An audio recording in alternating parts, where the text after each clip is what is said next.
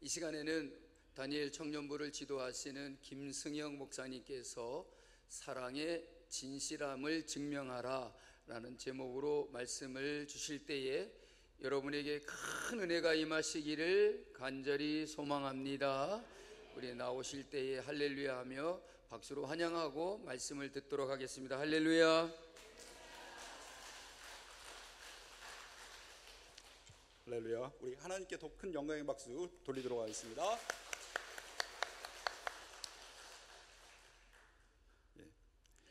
이 시간 잠시 우리 좌우에 계신 분과 인사 나누었으면 좋겠습니다. 사랑하고 축복합니다 라고 이렇게 인사하도록 합시다. 네, 사랑하고 축복합니다. 네. 또 한번 이렇게 좌우에 계신 분에게 한번 물어봤으면 좋겠습니다. 정말요? 라고 이렇게. 네, 제가 짓궂은 그런 부탁을 드렸는데 자 이렇게 따라와 주셔서 감사합니다. 제가 청년 때 예배를 드리는데 제가 그 교회가 좀 큰 교회를 다녔습니다. 근데 청년부 담당 목사님이 나오셔가지고 좀 버터를 드셨는지 이렇게 말씀하시더라고요. 할렐루야, 여러분 사랑하고 축복합니다. 이렇게 말씀을 하시는 거예요. 제가 그 말을 들었을 때 어떤 느낌이었냐면, 목사님 정말요? 라고 제가 그렇게 반문했던 기억이 납니다. 왜 그러냐면은 교회가 너무 큰데 물론 마주보고 이렇게 예배는 드리지만 저에 대해서 잘 모르시면서 저를 이렇게 보면서 사랑합니다, 축복합니다, 그 말이 조금 저한테는 이렇게 궁금함으로 다가왔습니다. 하지만 우리는 어떻습니까? 사랑한다라는 그 얘기를 들으면 어떻죠? 나쁘진 않죠? 우린 사랑합니다 라고 인사 나누면 참 기분이 좋아집니다. 왜 그럴까요? 우리는 사랑받기 위해 태어난 사람 맞습니다. 그렇습니다. 우리는 사랑받기 위해 태어난 사람입니다. 제가 아는 목사님이 목회를 열심히 하시고 은퇴를 하셨습니다. 은퇴를 하신 다음에 이제 사모님도 이제 같이 그 교회에서 열심히 수고하셨는데 어느 날 그 사모님께서 치매에 걸렸다는 그런 얘기를 제가 들었습니다. 그런데 보니까 이거 치매인 것 같기도 하고 치매가 아닌 것 같기도 하고 뭐 그렇다라는 그런 얘기를 또 들었습니다. 그래서 왜 그럴까라고 했는데 그 다음에 또 소식을 들으니까는 다른 병원에 가서 또 상담을 받아보니까는 의사가 이렇게 말했다고 합니다. 그 사모님이 약간 치매 증상도 보이셨지만은 어리광을 그렇게 보이셨거든요. 그래서 그 모습을 보면서 치매가 아닌 것 같다라는 그런 생각에 다른 병원을 찾았는데 그 병원에서 하는 말이 그 사모님의 그 진단명이 애정결핍이에요. 우습게 들릴 수도 있는 얘기지만은 우리가 그런 것 같습니다. 우리가 사랑받지 못하였을 때 우리의 마음 가운데는 마음의 병이 생길 수 있다는 것입니다. 그렇기 때문에 우리는 사랑을 받는 것, 또 사랑을 주는 것이 정말로 중요한 것이죠. 그런데 우리는 사랑한다라고 말하면서 그 사랑이 어쩌면 아까 우리가 잠깐 농담으로 나눴던 그런 립서비스처럼 그 사랑합니다라고 말하는 그 얘기가 전달될 때가 있습니다. 그래서 우리는 그 사랑에 대해서 그 사랑의 진실함이 증명되는 것을 원하죠. 정말로 나를 사랑하는가? 정말로 나를 사랑하는가? 연애하면서도 어때요? 우리 청년들 사랑하는지 확인하죠. 오빠한테 오빠 나 사랑해? 라고 이렇게 물어보죠. 끄덕끄덕하는 청년들이 있습니다. 그렇습니다. 우리는 서로 사랑하는 관계이면서 그 사랑에 대해서 이렇게 확인하려는 그런 모습을 보이곤 합니다. 참 신기한 것은 제가 결혼할 때 같이 결혼 준비를 했거든요. 같이 살기 위해서 같이 혼수도 이렇게 살림도 이렇게 알아보고 그랬는데 프로포즈를 해야 된대요. 결혼하려고 집도 알아보고 결혼하려고 뭐 이렇게 가전제품도 알아보고 그러는데 왜 프로포즈는 왜 안 하냐라고 이렇게 묻더라고요. 그래서 왜 그러지? 내가 결혼하려고 지금 열심히 이렇게 돌아다니고 수고하고 같이 이렇게 알아보기도 하고 하는데, 근데 저만 그런 게 아니었더라고요. 저희 커플만 그런 게 아니라 모든 자매님들이 프로포즈는 언제 할 거냐 라고 이렇게 물어보는 그런 모습을 많이 보게 됩니다. 우리 청년들도 그런가요? 근데 왜 프로포즈는 왜 남자가 해야 되는지, 저는 아직도 궁금합니다. 그래서 저도 멋지게 프로포즈를 하려고 했는데, 아내는 어떻게 생각하는지 모르겠습니다. 아내가 이렇게 친구들과 모였을 때, 서현역에서 이렇게 이제 친구들과 모여 있을 때, 지금 그 AK 프라자잖아요. 그 1층 그 가운데서 이렇게 잠깐 있으라고 하고, 제가 그 지하에서 이렇게 사람들이 지나갈 때 장미꽃 열송이를 듣고 지나가는 사람을 붙잡으면서 제가 지금 프로포즈를 하려고 하거든요. 그러면서 맨 처음 이렇게 만난 사람한테는 아내 친구와 이렇게 같이 가게 해가지고 아내한테 꽃 한 송이를 이렇게 전달을 해주면서 축하합니다라고 이렇게 그 멘트를 해주시면 정말 감사하겠다고, 그러면서 그런 행동을 9번을 반복했고요. 마지막 10송이 장미를 딱 들고 제가 딱 나와가지고 사랑해, 나랑 결혼해 줄 거지? 하면서 제가 이렇게 프로포즈했던 그런 기억이 떠오릅니다. 그래서 저는 서현역 갈 때마다 기분이 정말로 좋습니다. 그렇습니다. 우리는 이렇게 사랑에 대해서 하고, 또 그 사랑을 받는 것을 좋아하고, 또 그 사랑에 대해서 증명하는 것에 우리는 참 마음을 쏟는 그런 모습을 보게 됩니다. 오늘 이 사랑에 대해서 말씀을 나눌 텐데, 우리가 말씀을 통하여서 그 사랑의 진실함, 그 사랑의 진실함이 어떻게 증명되는지 오늘 말씀을 통해 우리가 살펴볼 텐데요. 오늘 세 가지 말씀을 통하여서 그 사랑이 어떻게 증명되고 있는지를 함께 보고자 합니다. 첫 번째는 로마서 5장 8절 말씀 우리 같이 읽어보도록 하겠습니다. 우리 한 목소리로 같이 읽겠습니다. 시작. 우리가 아직 죄인 되었을 때 그리스도께서 우리를 위하여 죽으심으로 하나님께서 우리에 대한 자기의 사랑을 확증하셨느니라. 아멘. 첫 번째는 예수 그리스도의 그 십자가의 사랑을 말하고자 합니다. 우리가 연약하였을 때, 우리가 죄 가운데 있었을 때 하나님께서 우리를 사랑하여 주셨습니다.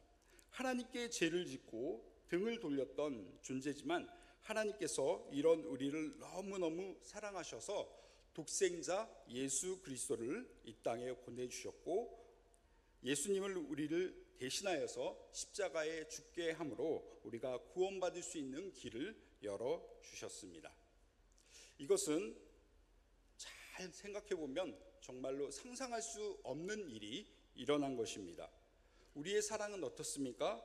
우리의 사랑은 보통 나에게 잘 해주는 사람, 나에게 친절한 사람, 그런 사람에게 우리가 호의를 느끼고 사랑을 느낍니다. 그런데 하나님께서는 우리가 당신을 미워하고 죄짓고 있을 때 먼저 우리를 위해 가장 소중한 아들 예수 그리스도를 우리를 위해 보내주셨다는 것입니다. 그리고 그렇게 죄 가운데 빠져있는 우리를 용서하시고 구원받게 하기 위해서 아들 예수 그리스도를 십자가에 못 박히게 함으로써 우리에게 구원의 길을 열어주신 것이죠. 이것은 조건 없는 사랑을 말하고 있는 것입니다. 우리는 아이를 키우다 보면은 아빠와 엄마 말을 잘 듣지 않는 아이들을 보게 됩니다. 여러분의 가정은 어떤지 모르겠는데 저희 가정은 그렇습니다. 그럼에도 불구하고 제 아들이고 딸이기 때문에 저는 사랑합니다. 말을 듣지 않고 때로는 장난치고, 또 그렇지만은 아이의 부탁을 들어주고 또 아이를 품어주고 사랑하는 그 마음이 우리에게는 있는 것입니다. 이렇게 조건 없는 그런 사랑을 우리는 부모와 자녀를 통해 할 수 있지만은 그 위에 사람들에게는 이런 사랑으로 다가서기 힘든 것이죠. 나에게 선의를 베풀어주고 나를 좋아하는 그런 사람에게 내 마음이 열리지, 나와 원수진 사람에게는 정말로 우리의 마음을 쉽게 열 수 없는 그런 모습을 우리는 우리의 삶으로 드러내고 있습니다. 그런데 하나님께서는 어떻습니까? 하나님과 멀어졌던 우리를, 죄 가운데 빠졌던 우리를 구원하기 위해서 독생자 예수 그리스도를 우리에게 보내주신 그 사랑, 하나님 정말로 나를 사랑해? 라고 우리는 생각할 수 있지만 그 십자가의 그 피 흘리심을 보면 우리는 어떻습니까? 하나님이 나를 사랑하고 있다라는 것을 우리는 깨달을 수 있는 것이죠. 그렇기 때문에 하나님이 보여주신 그 사랑은 조건 없는 사랑이었는데 그 사랑은 어떤 모습으로 완성되었습니까? 십자가의 보혈로 완성됨을 볼 수 있습니다. 두 번째 사랑의 모습을 우리 보고자 합니다. 그 두 번째 사랑의 모습은 예수님과 베드로의 모습 가운데 우리가 찾을 수 있습니다. 두 번째 말씀 우리 함께 자막을 통해 같이 보도록 하겠습니다. 요한복음 21장 15절부터 우리 한 목소리로 같이 읽어보도록 하겠습니다. 시작. 그들이 조밥 먹은 후에 예수께서 시몬 베드로에게 이르시되 요한의 아들 시몬아 내가 이 사람보다 나를 더 사랑하냐 하시니 이르시되 주님 그러하나이다. 내가 주님을 사랑한 줄 주님께서 아시나이다. 이르시되 내 어린 양을 먹이라 하시고 또 두 번째 이르시되 요한의 아들 시몬아 내가 나를 사랑하느냐 하시니 이르되 주님 그러하나이다. 내가 주님을 사랑하는 줄 주님께서 아시나이다. 이르시되 내 양을 치라 하시고 세 번째 이르시되 요한의 아들 시몬아 내가 나를 사랑하느냐 하시니 주께서 세 번째 내가 나를 사랑하느냐 하심으로 베드로가 근심하여 이르되 주님 모든 것을 아시오매 내가 주님을 사랑하는 줄 주님께서 아시나이다. 예수께서 이르시되 내 양을 먹이라. 내가 진실로 진실로 내게 이르노니 내가 젊어서는 스스로 띠띠고 원하는 곳으로 다녔거니와 늙어서는 내 팔을 벌리리니 남이 내게 띠를 띠우고 원하지 아니하는 곳으로 데려가리라. 이 말씀을 하시면 베드로가 어떠한 죽음으로 하나님께 영광을 돌릴 것을 가르치심이더라. 이 말씀을 하시고 베드로에게 이르시되 나를 따르라 하시니. 아멘. 요한복음 21장에 예수님께서 부활하신 후에 베드로를 만나주시고 또 그 베드로와 대화를 나누는 그 모습을 우리가 볼 수 있습니다. 예수님께서 베드로에게 세 번이나 반복해서 물어보시는 것은 내가 나를 사랑하느냐라고 물어보십니다. 내가 나를 사랑하느냐, 내가 나를 사랑하느냐 이렇게 세 번 반복해서 물어보신 것이죠.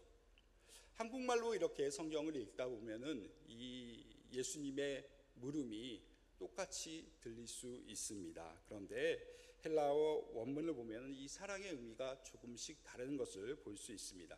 예수님이 첫 번째 베드로에게 내가 나를 사랑하느냐라고 그 사랑에 대해서 물어보실 때는 그 첫 번째 그 사랑은 그 사랑이 아가페의 사랑이었습니다. 아가파오라는 이 단어가 쓰였는데 이 아가페 조건 없는 사랑, 하나님이 우리에게 하실 수 있는 그 사랑을 아가페의 사랑이라 하시죠. 그 신적인 사랑, 희생적인 조건 없는 사랑을 말할 때 이 아가페의 사랑이라고 우리가 말하고 있는 것입니다. 그렇기 때문에 베드로는 어떻게 합니까? 주님, 제가 주님을 사랑하는 줄 주님께서 아십니다라고 대답을 합니다. 주님 아시잖아요. 제가 주님 사랑하는 것이라고 대답하지만은 똑같이 아가페라는 단어를 쓰는 것이 아니라 필레오라는 단어를 씁니다. 이 필레오는 사람이 할 수 있는 그런 사람, 하나님이 우리에게 조건 없이 허락하시는 그런 사랑의 모습이 아니라 베드로의 고백은 저희 사랑은요 아가페가 아니라요 필레오의 사랑입니다. 저희 사랑은 주님의 그 사랑에 비하면 되게 작은 그런 사랑입니다 라고 이렇게 고백하고 있는 것이죠. 어찌 보면 이 말을 하는데도 큰 용기가 필요했을 것입니다. 왜 그렇습니까? 예수님이 십자가에 못 박혔을 때 예수님을 부인하고 마지막은 예수님을 저주하기까지 하였던 그 베드로가 자기가 주님을 사랑한다라고 말을 하는 것은 참 어려운 일이었을 것입니다.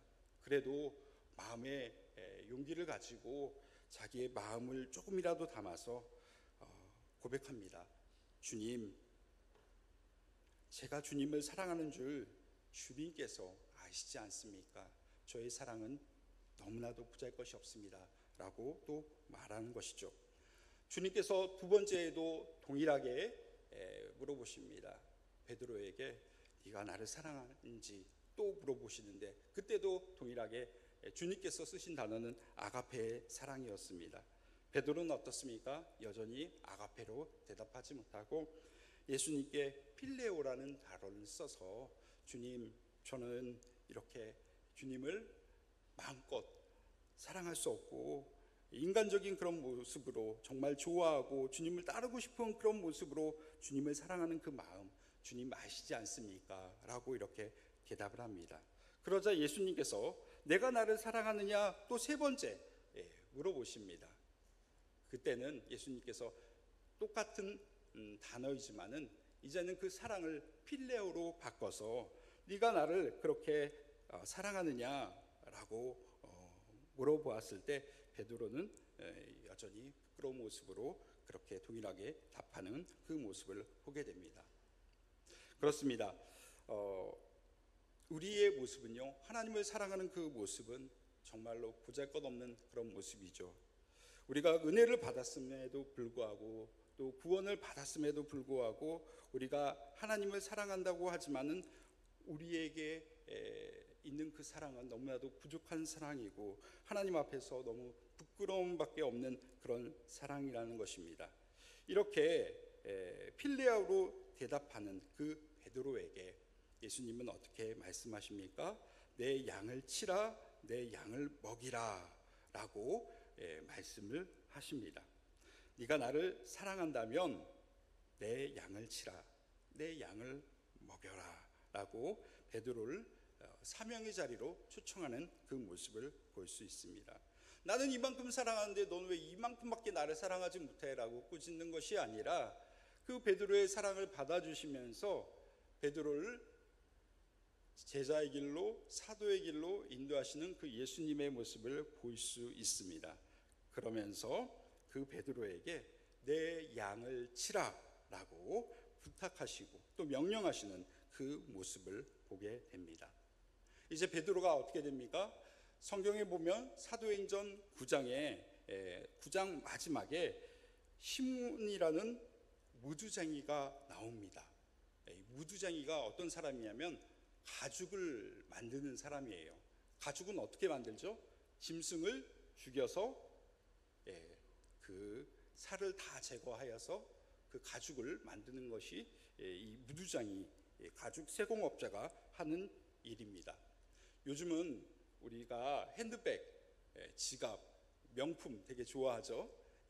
지금으로서 이렇게 그런 직업은 되게 인정받을 수 있는 직업이지만 예수님 당시에 가죽을 세공하는 사람, 이 무두장이는 가축을 죽이기 때문에 그 가축을 죽이고 또 피를 붙이는 그런 일을 하기 때문에 되게 천한 일로 생각하고 또 그런 직업을 가진 사람을 무시하는 그런 일을 보게 됩니다. 마치 우리나라에도 그랬죠.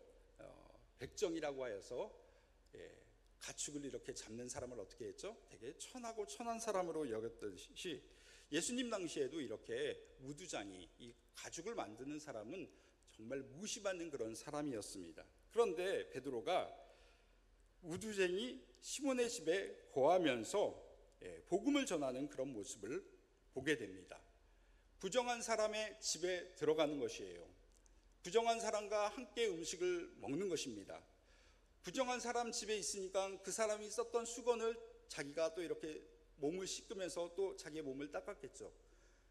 예전의 사고라면요, 베드로의 예전 생각이라면 나는 부정해졌다라고 이렇게 생각을 하였을 것입니다. 그런데 어떻습니까? 며칠을 머물면서 그와 함께하면서 양을 치고 있는 한 영혼을 돌보고 있는 또 복음을 전하고 있는 베드로의 모습을 보게 됩니다. 그렇습니다.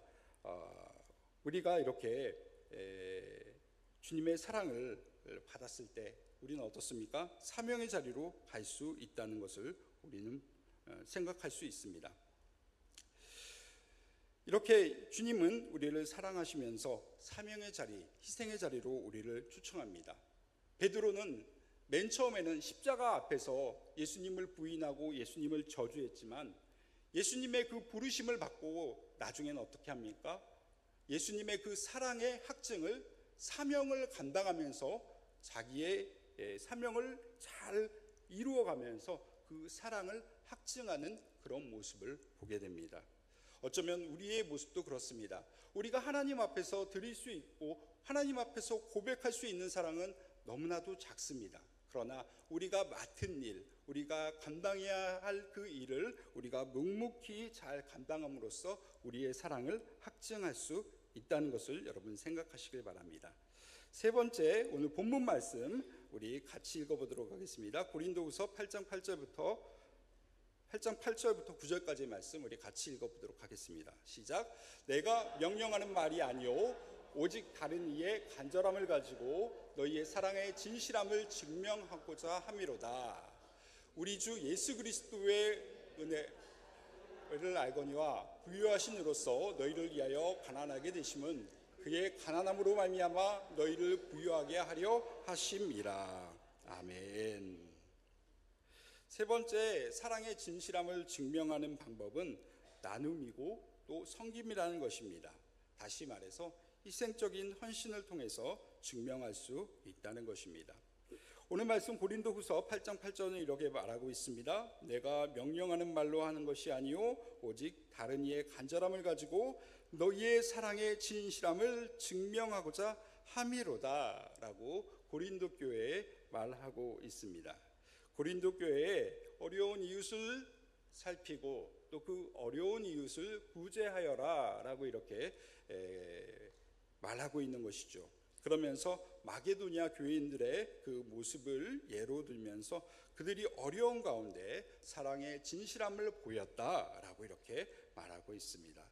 마게도냐 성도들은 부유한 성도들이 아니었습니다. 어려운 가운데 있었고 가난한 가운데 있었습니다. 극심한 환난 가운데서도 넘치는 기쁨으로 하나님께 풍성한 연보를 드렸다라는 것을 언급하면서 너희도 이렇게 자원하는 마음으로, 헌신하는 마음으로 또 이렇게 남을 돕는데 너희도 함께 동참하여라 라고 이렇게 말씀하고 있는 것입니다. 그리하여서 너희의 사랑을 이런 모습으로 증명하여라. 어려운 이웃에게 나눠주고 섬겨주고 그런 모습으로 너희의 사랑을 증명할 수 있다라고 이렇게 말하고 있는 것이죠. 9절 말씀 다시 한번 볼까요? 우리 주 예수 그리스도의 은혜를 너희가 알거니와 부유하신 이로써 너희를 위하여 가난하게 되심은 그의 가난함으로 말미암아 너희를 부유하게 하려 하심이라 라고 이렇게 말씀하고 있습니다. 바울은 다시 한번 예수님의 희생적인 사랑을 상기시키고 있습니다. 예수님은 모든 부요를 가지고 계신 하나님이셨지만 우리를 위해서 친히 가난하게 되셨다는 것을 언급하고 있습니다.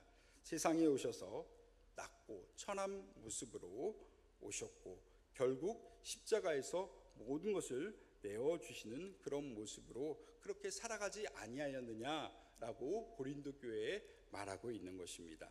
그리스도의 사랑은 헌신을 통하여서 이루어졌듯이 너희도 그 자리에 동참하여라 라고 말하고 있습니다. 오늘 이 세 가지의 이야기를 제가 말씀드렸습니다. 이 세 가지의 이야기 가운데 공통분모가 있는데 그 공통분모는 사랑이 확증되는 것이고 그 사랑이 확증되는 모습 가운데는 헌신이 있다는 것입니다. 헌신은 무엇입니까? 남을 위해서 내가 수고하고 내려놓고 봉사하는 것이죠. 그렇기 때문에 사랑은 무엇입니까? 내가 손해보는 것입니다. 사랑은 무엇이라고요? 손해보기 싫으시죠? 사랑은 뭐라고요? 사랑은요, 내가 손해볼 때 그 사랑이 확증된다는 것입니다. 여러분, 우리에게 새 계명이 주어졌습니다. 요한복음 13장 34절과 35절 말씀 우리 같이 읽어보도록 하겠습니다. 시작. 새 계명을 너희에게 주노니 서로 사랑하라. 내가 너희를 사랑한 것 같이 너희도 서로 사랑하라. 너희가 서로 사랑하면 이로써 모든 사람이 너희가 내 제자인 줄 알리라. 아멘. 새 계명이 우리에게 주어졌는데 그 계명의 주된 명령은 무엇입니까? 사랑하라라는 것입니다. 서로 사랑하라. 서로 사랑할 때 모든 사람이 너희가 내 제자인지 알게 될 것이다 라고 이렇게 말하고 있는 것이죠. 여러분, 우리는 구원받은 사람으로서 예수님의 제자라고 말하고 있습니다. 그렇다면 우리 가운데 당연히 있어야 될 것은 무엇입니까? 사랑하는 그 모습이어야 될 것입니다. 그 사랑이 정말로 진실됨인지 아닌지, 그 사랑은 어떻게 증명될 수 있는 것입니까? 내가 손해봄으로써 그 사랑을 증명할 수 있습니다. 예수님은요, 십자가에서 손해보셨습니다. 베드로는 자기가 손해봄으로써 낮고 천한 사람에게 먼저 다가가는 삶을 살았다는 것을 여러분 잊지 마시길 바랍니다. 고린도 교회는 어려운 이웃을 바라보면서 그들이 먼저 손해봤다는 것을 여러분 잊지 마시길 바랍니다. 사랑에 확증하는 방법은 어려운 것이 아닙니다. 내가 손해보고 있는가라고 그것을 점검한다면 우리는 우리의 사랑을 확증할 수 있는 것입니다. 여러분, 사랑의 진실함으로 행동하고 보여줄 때 세상은 우리를 보면서 하나님을 알게 될 것이고, 또 그런 모습을 통해서 교회가 예수 그리스도의 제자되는 공동체라는 것을 알게 될 것입니다. 우리가 희생의 자리, 헌신의 자리, 손해보는 자리에 가서 그리스도의 사랑을 증거하는 저와 여러분이 되기를 소망합니다. 기도하도록 하겠습니다.